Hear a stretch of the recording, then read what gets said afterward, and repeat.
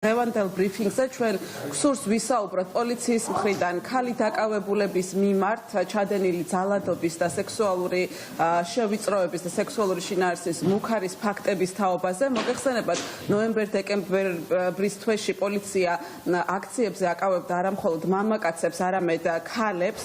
22 ნოემბრის შემდგომ ქართულ არასამთავრობო ორგანიზაციათა ხელხაზზე შემოვიდა 10 შეტყობინება 10 ქალის დაკავების თაობაზე, თუმცა სამწუხაროდ ოფიციალური მონაცემების არარსებობის გამო ჩვენ არ გვაქვს ზუსტი სტატისტიკა და ინფორმაცია თუ რამდენი ქალი დააკავეს საპროტესტო აქციების მიმდინარეობის დროს.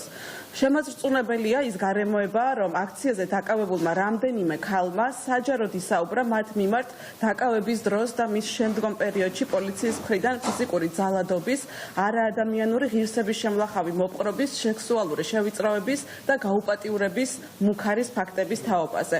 ქალების განცხადებით, დაკავების პროცესში სპეცრაზმი მათ ფიზიკურად გაუსწორდათ, ემუქრებოდნენ გაუპატიურებით და სიცოცხლის მოსპობით.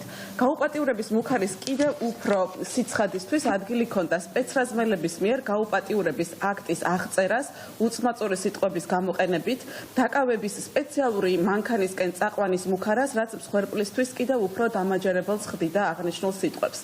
აქციაზე დაკავებული ქალის მიერ გაკეთებული საჯარო განცხადების თანახმად, დაკავების მანქანაში მას არ მისცეს საშუალება სკამზე დაჯდომის, მთელი გზა მუხლებზე დაჩოქილი ამგზავრეს და ამასთან ადგილი ჰქონდა სექსუალური შევიწროების ფაქტს.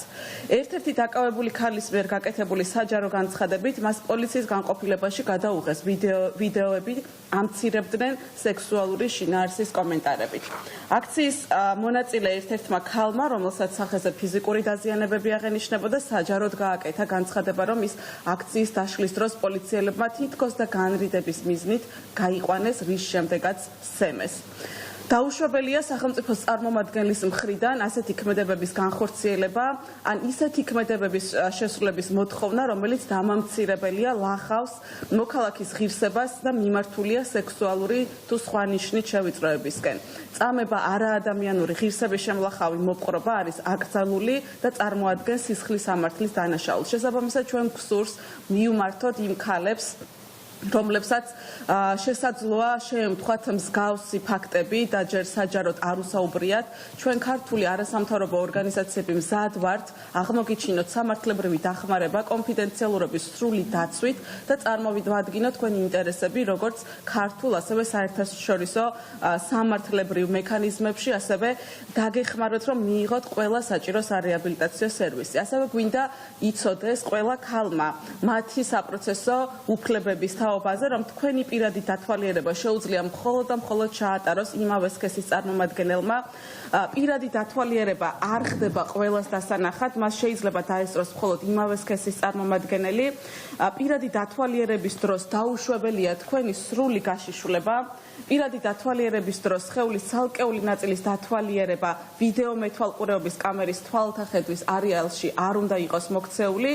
ასევე დაკავების დროს ქალები უნდა განთავსდნენ განცალკევებით მამაკაცებისგან და პატიმრობა შეფარდებული ქალებისთვის უნდა იყოს უზრუნველყოფილი ჰიგიენური საშუალებები. ასევე თქვენ დაკავების დროს და დაკავების შემდგომ პერიოდში უფლება გაქვთ, რომ მოითხოვოთ ადვოკატთან დაკავშირება, სახალხო დამცველთან დაკავშირება, სპეციალურ საგამოძიებო სამსახურის ხელხაზთან დაკავშირება და ზარის განხორციელება უნდა უზრუნველყოს იზოლატორის ადმინისტრაცია.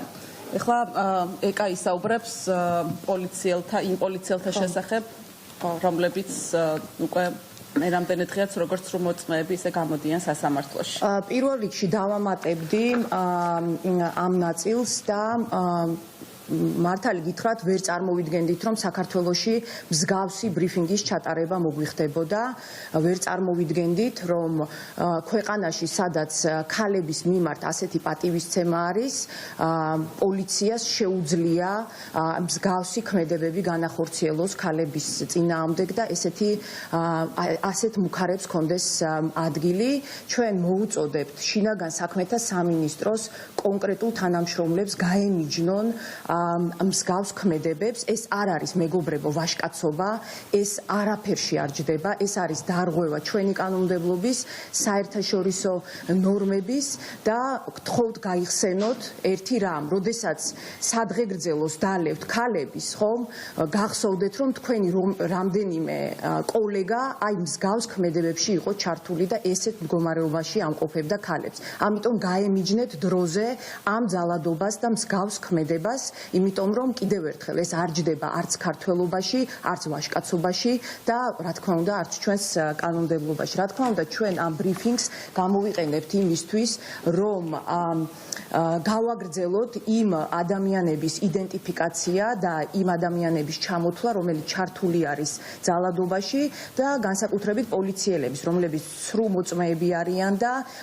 ამ სისტემის ნაწილს წარმოადგენენ. ამ შემთხვევაში 4 ადამიანის დასახელება გადავწყვიტეთ. ერთი არის თეკლა ჯავახაძე, რომელიც ჩართული არის მაია გოგიძის საქმეში, ასევე ცოტნე მესხიშვილი, ისიც არის ჩართული მაია გოგიძის საქმეში, ლაშა ბერაძე, შსს თანამშრომელი, რომელიც არის ჩართული ალექსანდრე დემიანინკოს საქმეში და ნუგზარ ტურაშვილი, რომელიც ჩართული არის ირაკლი ფიფიას საქმეში. ყველა ეს ადამიანი სრულ მოწმე არის და იტყუება სასამართლოს პროცესების დროს.